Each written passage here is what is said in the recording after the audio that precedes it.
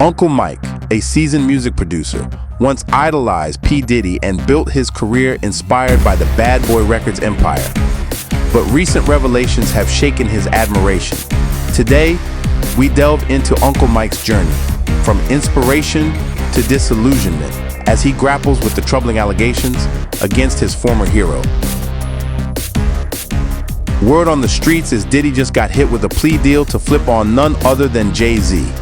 Yeah, you heard that right. Allegedly, Hoove himself sweating, thinking he might get that call to step up and testify when this blockbuster trial goes down. As we dig deeper into this mess, JayZ's name just keep popping back up.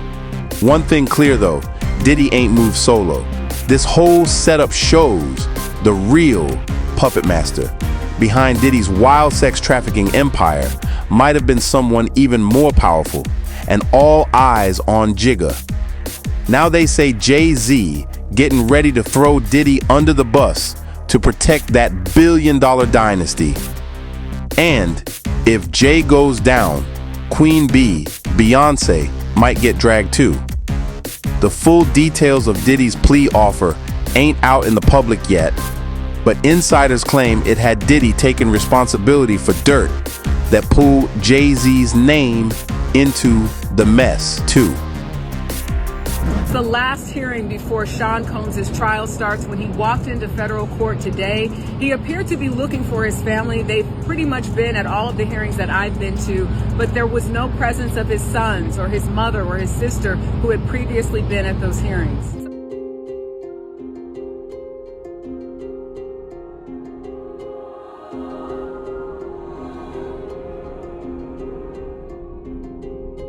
So here's what came out of today's hearing. Number one, the government acknowledged that they offered Combs a plea deal. Combs acknowledged he has no interest in taking that. They're going to move forward with the trial. They also talked about the jury selection process, which one legal expert I spoke to said is probably the most important thing that you want to pay close attention to before the actual trial starts. And thirdly, we learned that Combs will be adding 2 new attorneys to his defense team. And just to recap, Combs, who is 55 years old, could spend the rest of his life behind bars if convicted on sex trafficking and racketeering. He has pleaded not guilty to all charges. Tonight, Sean Combs makes it official. He's rejecting the government's offer to plead guilty and spare himself the possibility of a prolonged term in prison. When asked if he turned down the offer, Combs answered, "Yes, I do, Your Honor," as he stood in a baggy beige jail uniform. Terms were not disclosed, but prosecutors did say a plea could result in a shorter sentence for Combs than if he's convicted. The decision guarantees Combs will face trial beginning just 4 days from now that will test whether one of music's most prolific figures used his power, wealth, and fame to sexually exploit both women and men for decades.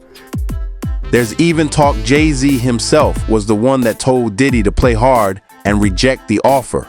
The feds were pushing heavy for Puff to snitch on the rest of his so-called empire. But Diddy stood tall and said, nah, he ain't about to wear the label of rat, cause everybody know rats don't last long once they behind them walls. A top rap star is busted. JayZ turned himself in tonight, and the cops started working on his rap sheet, accusing him of a stabbing at a trendy party. Kimberly Richardson is at Midtown South right now. Kimberly. Well, Rosanna, just a few hours ago, police here at Midtown South arrested Sean Carter, better known as JayZ. The rap star voluntarily turned himself in here at the precinct earlier this evening. Now, Carter is being held here in connection with that stabbing fight that erupted at the Kit Kat Club last night. He's not involved in this, period. He was at the club? That's my only comment. He wasn't involved in this. So it was someone else that did the stabbing and the hitting? I didn't say that. I said he was not involved in it. Now, Slovis goes on to say that at no time was JayZ hiding from the police, that they were in touch with cops all day and that they're trying to resolve this as gentlemen. But as Mike Sheehan shows us, others say they've seen the dark side of JayZ. I have my faults. You know I'm not a perfect person. But yo, Diddy ain't the only name ringing out in them court docs. His longtime homie JayZ been sliding in and out this madness too. Facts. Flashback to December '99, Hoove caught up in that wild Kit Kat Club stabbing in NYC. Cops snatched him up, booked him for third-degree assault on Lance Rivera. Jay's lawyer stood tall outside the precinct like, Hoove wasn't involved, period. But the street's been whispering since day one. Fast forward, both Diddy and Jay got hit in a lawsuit just a few months back. The accuser dropped her case, but not before she claimed Jay threatened her to hush up. Crazy. Then, things got uglier. A wild civil suit popped up claiming Jay and Puff sexually assaulted a 13-year-old at an MTV VMA after party back in 2000. Hoove fired back heavy, called the whole thing heinous, and said the lawyer was just chasing clout for personal gain. But the feds wasn't done. Another civil suit came through out of Florida, April 1st, 2025, when Joseph Manzaro alleged he got drugged, snatched up, and sexually humiliated at one of Diddy's freak-off parties. Man said JayZ and Beyonce were in the room when he woke up wearing a crazy mask at Puff's crib. The claim? They watched and didn't do a damn thing. Jay and B both denied even being there, saying receipts show Jay was elsewhere on business. Still, the street's talking. Diddy already facing heavy human trafficking charges, and this ain't the first time Hoove's name been dragged through Diddy's mess. It's like every layer they peel back got another superstar tied up in this toxic knot. Alright, let's talk that wildest piece of this crazy puzzle, the Manzaro lawsuit. So Joseph Manzaro filed in Florida saying back in April 2015, he got hit with some greasy Vaseline type stuff at his front door, blacked out, then woke up in a nightmare. He claims Diddy's people transported him through a hidden tunnel, connecting Gloria and Emilio Estefan's Miami mansion straight to Puff's spot. Manzaro said when he came to, he was standing in a packed party rocking a penis mask, looking around at all kinds of A-listers. He swore Beyonce and JayZ were front row, like, what the hell is this? From there, Manzaro said he was dragged through rooms full of celebs, taunted, paraded around like some twisted show. Lawsuit names, big names like Gloria Estefan, LeBron James, JayZ, Beyonce as witnesses, not defendants. Manzaro say they were present or knew what went down but stayed silent. Freak-offs, that's the word used. Long, drug-fueled sex marathons with sex workers. But he sued Diddy, Brendan Paul, aka Puff's alleged drug mule, 𝗟𝗚𝗡𝗞𝗦, and Adria English, who got her own sex trafficking case against Combs. Manzaro didn't sue Jay, B, or Gloria, maybe thinking they ain't civilly liable, but wants them subpoenaed to testify. Now trust, them celebs gon' fight that hard. Jay already denied all of it. Gloria and Emilio Estefan say they got paperwork proving no parties happened at their crib between 2012 and 2019. Jay's camp told ET Hobb wasn't even in Florida that weekend and called it all straight nonsense. But yo, Manzaro ain't letting go. The streets know that when celebs and power get mixed with dark secrets, somebody's truth gon' crack open sooner or later. JayZ has responded to the allegations and, as you can probably guess, denied them. That alleged freak-off reportedly happened in 2015 at both Gloria and husband Emilio Estefan's Miami mansion and Diddy's. That's where a new accuser claims he was sexually assaulted and humiliated by Diddy. And he says Beyonce, JayZ, and Gloria all witnessed his abuse, but allegedly did nothing. Yeah, let's skip over that. Okay. I don't like it at all. So check this, fam. The last court appearance before Puff's big showdown went down today. Diddy, government name Sean Combs, stepped into that Fed courthouse, rocking that beige county drip, eyes moving like he was searching for his people. His fam had been riding with him all the way through. But today, no sons, no moms, no sister, nobody from the inner circle showed up. Cold. But here's the real tea from inside them walls. First, prosecutors confirmed they slid Combs a plea deal, a way out. Puff stood 10 toes down, told the judge, I ain't taking it.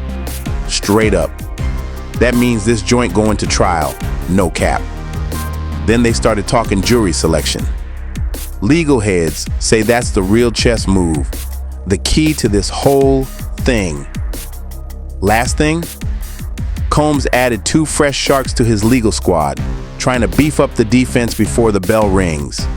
Just to remind y'all, Combs is 55, and if the feds land this one, he could die behind them walls on sex trafficking and racketeering charges.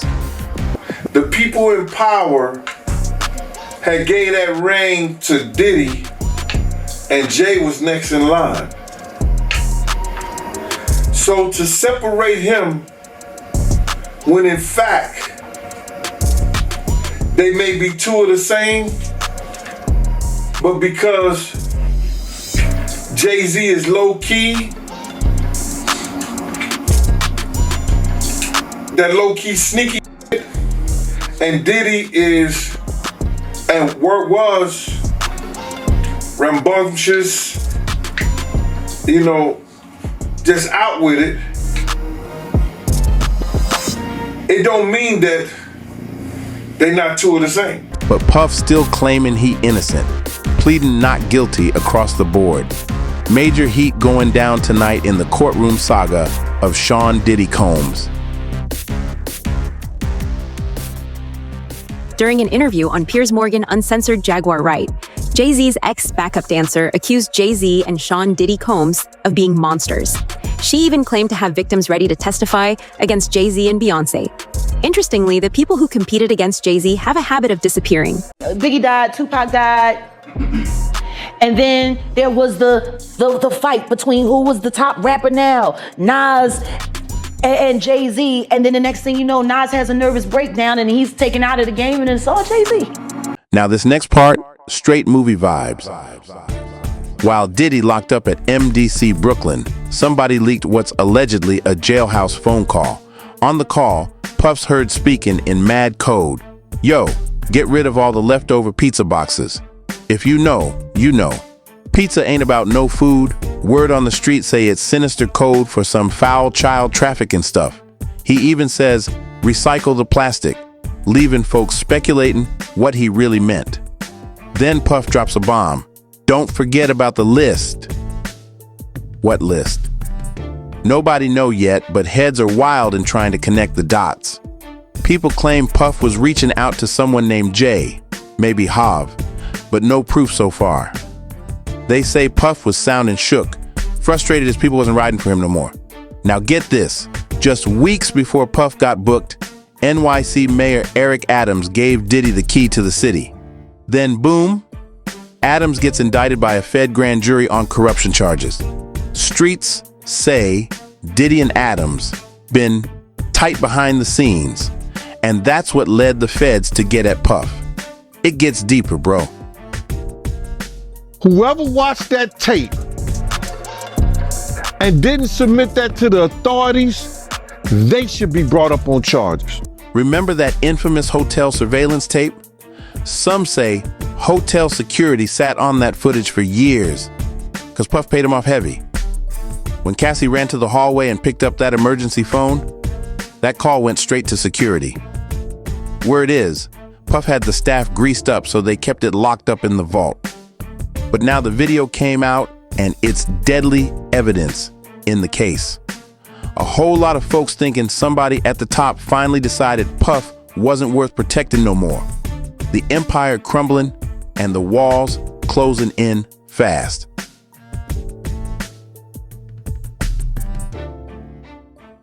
Now check this twist, y'all. Diddy's legal dream team been falling apart like Jenga blocks. His longtime attorney, Anthony Rico, filed papers saying, yo, I can't rep Puff no more. I can't move forward and keep it ethical under ABA standards. Translation, Rico seen something deep behind closed doors that made him jump ship. Puff's go-to law firm for over 20 years, Grubman-Shire, Meiselas & Sachs, one of the biggest entertainment law crews in the game, also dropped him cold.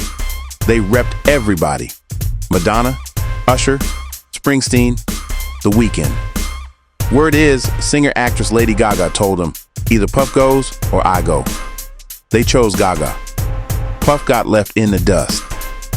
Meanwhile, Puff out here begging the judge to toss out the raid evidence from his LA and Miami mansions and NYC hotel.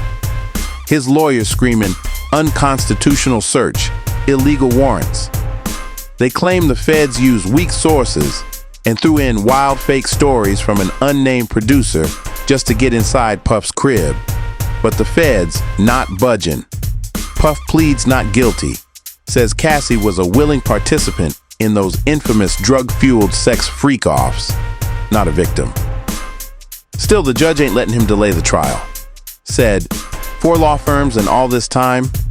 Nah. Trial's locked for May 5th. Victims can testify under fake names except Cassie, who will step up and speak her truth under her own name.